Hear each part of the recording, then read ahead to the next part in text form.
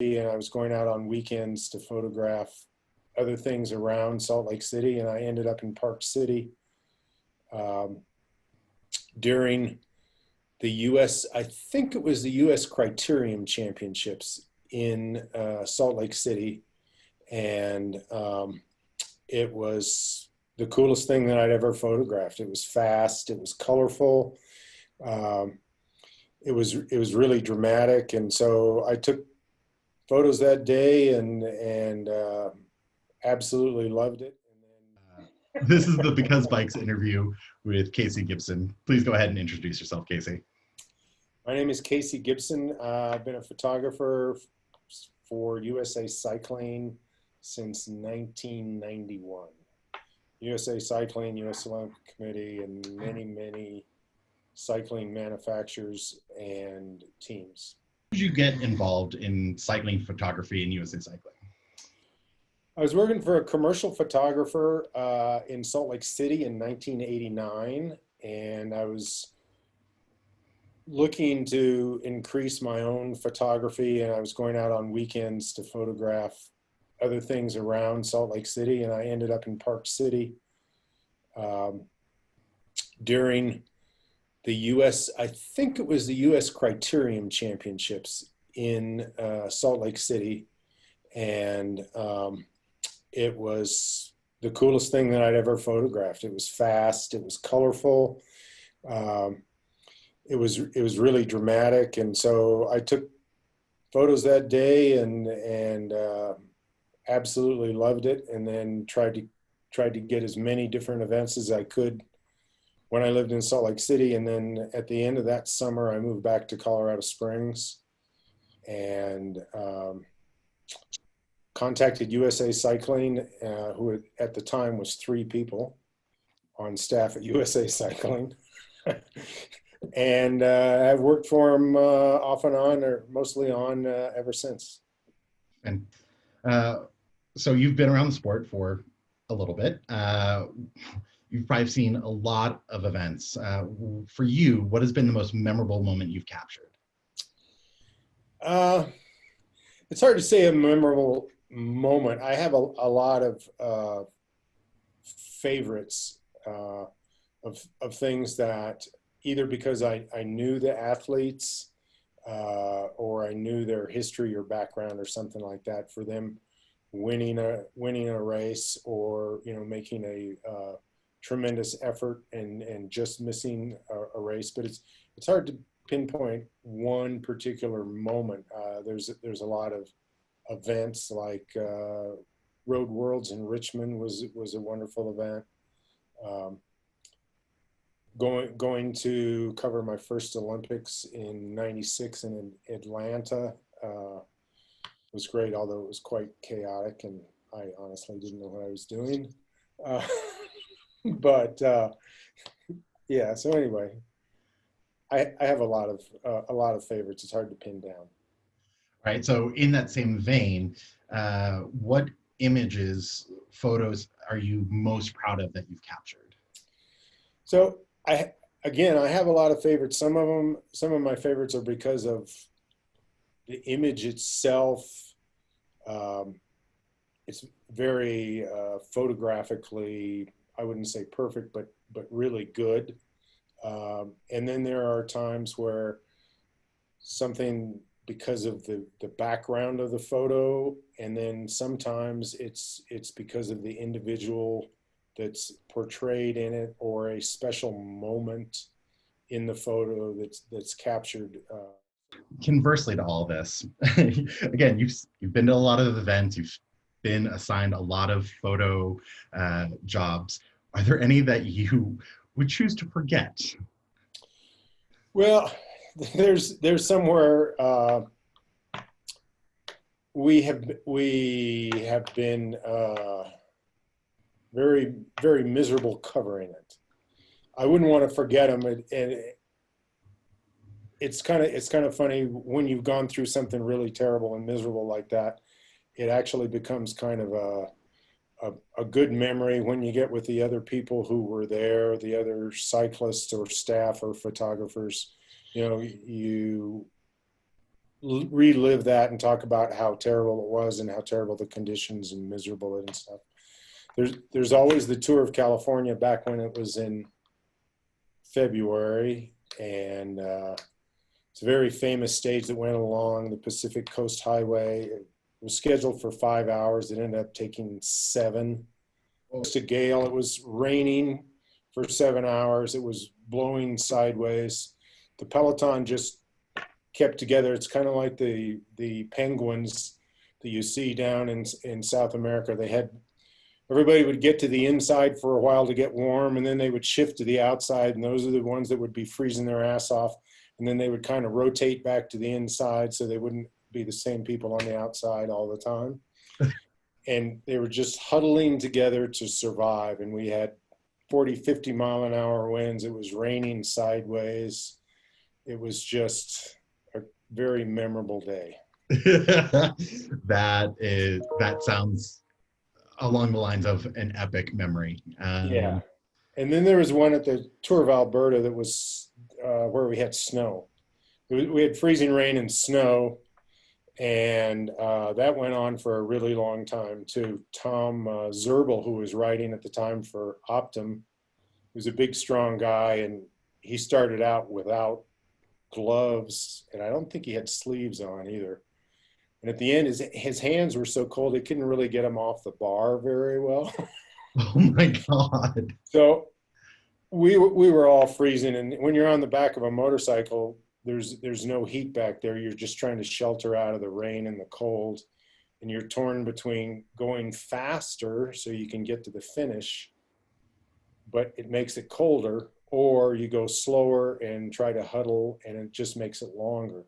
So you have to choose between those two things to get to the finish. The ironic part of this is after 5 hours of rain and mud and everything, we get to the finish. Peloton took a wrong turn going into town, came across the finish line going the opposite way, and the whole race was neutralized. So what 5 or 6 hours of suffering was totally useless. Oh, that just breaks my heart for them. And in the same vein, again, you've been to a lot of events that happen year after year. You've been to several Olympics. You've been to several World Championships. You've been to Tour of California, Tour of Missouri, Tour of Georgia, Tour of Alberta, all the major events. Which one has been your favorite to shoot year after year after year, and why? Well, I like the smaller races. So I would say the Tour of Georgia and the Tour of Missouri, Tour of Utah. The reason is because those races, when they were happening, they had a very good field. A lot of times we had top level Europeans that were coming over to race, but they're a little bit more low key. You go to small towns across all of these states, and you get to see all these people that come out, in many cases have never seen a bike race in their lives. And so they're kind of in awe, and they're really excited by it. And just that community participation and being able to see all these states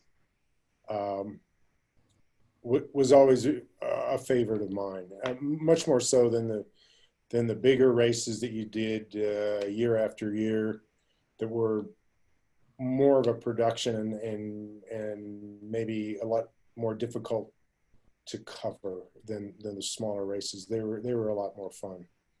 I want a little bit of gossip. Who is the one rider? I have no gossip. Who in all of your shots that you've done has been the rider that you've fangirled over the most? I have never fangirled over any rider in my life. That is the most Casey Gibson thing I think I've ever heard Casey Gibson say. There's a lot of riders that I respect and admire, but I've always tried to be extremely professional. I don't try to establish a personal relationship with them and buddy up to them and things like that.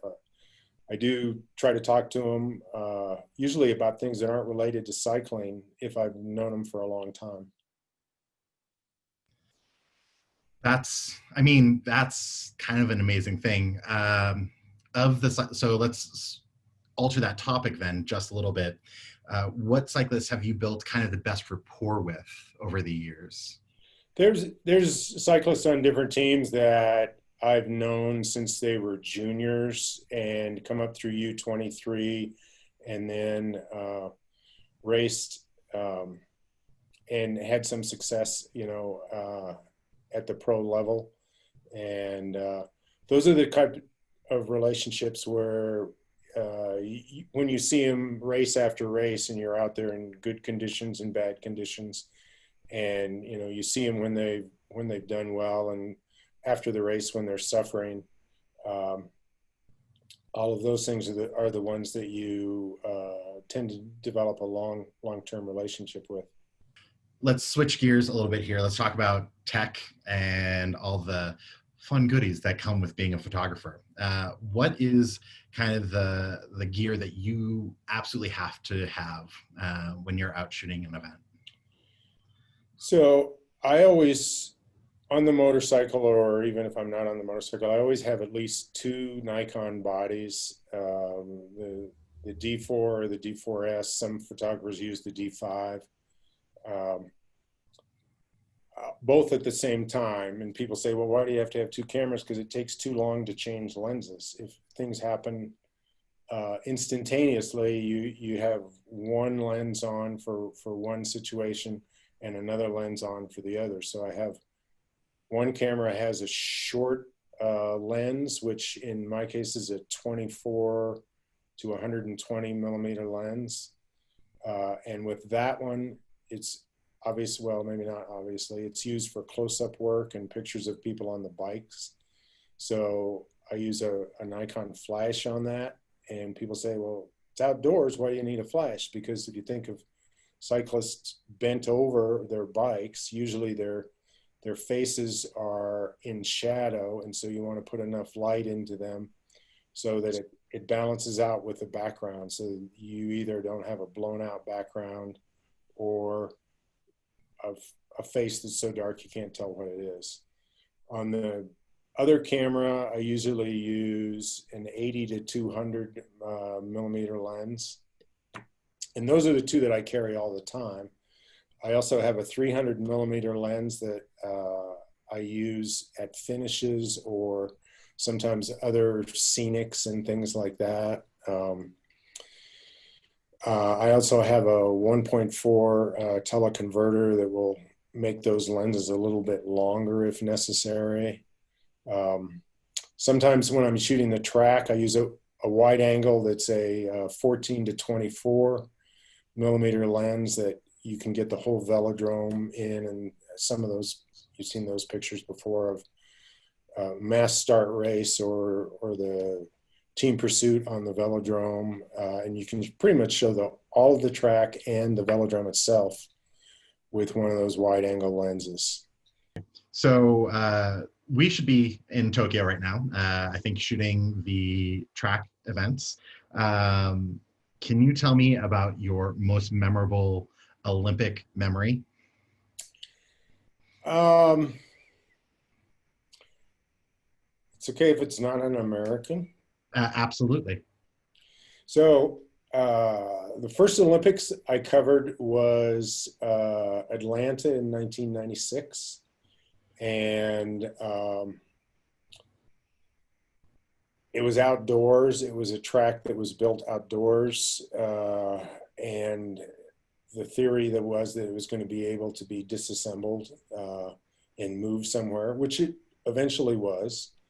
Some people suggested that it should have been completely destroyed, but it was just moved. So anyway, it was racing outside. It was really exciting. It was in the Madison. No, I think it was the points race. It was the points race, and a guy from Canada, Brian Walton, put in just what still sticks with me, and it might be partially because it was one of the first really incredible efforts I saw like that, where he was down several laps and chased and chased and chased all by himself for it seemed like forever to catch the leaders and medal in the points race. And it was one of the absolute top individual efforts I had ever seen. So you are currently doing a little bit of a fundraiser for USA Cycling and our foundation. You're selling this fantastic poster of 2018. No, it's the very first year. It was the Oh, very first year of the Tour of California on the Pacific Coast Highway. in February. It was in February, but it was clear. The weather was good for that particular day. So the photograph was taken in the first year of the Amgen Tour of California. It was in February. I had spoken to an official that lived in that area, and she told me, well, there's this wonderful road that overlooks the Pacific Coast Highway. And so when the Peloton comes along the Pacific Coast Highway, if you're up on this road, you get a great view looking down on the Peloton. So I left the Peloton, went ahead on the motorcycle, drove up this road, and were able to get set up and look down on the highway just as they came around this bend. And it worked out perfect. And it's a really dramatic image, and it's kind of a one of a kind, because one of the only reasons it worked is because there's no vehicles parked along the side of the road, which there usually are. And the reason that happened is because the California Highway Patrol didn't understand about rolling enclosures, and they insisted on sealing the whole route. So there was nobody anywhere on that route the first year. Can you explain to us a little bit about where the proceeds are going and where people can buy it? The cost is $30. That includes shipping and handling, so there's no other charge to anybody that buys it. And then $5 from the cost of each poster will go to USA Cycling. Final question, and this is going to be a surprise question for you. So you've shot pretty much every discipline. You shoot track, you shoot road, you've done cross in the very distant past. I believe you've shot mountain bike. You do both able-bodied and para. What's your favorite to shoot and why? Definitely it's road cycling, because I enjoy the whole team aspect of it. I enjoy the roles that the domestiques play. I always try to take pictures of the domestiques, either bringing up water bottles or sitting on the front, towing the whole peloton for their riders, and the sacrifices that the whole team makes to deliver one person to the finish is something that you don't always see in a lot of sports. In addition to that, you get the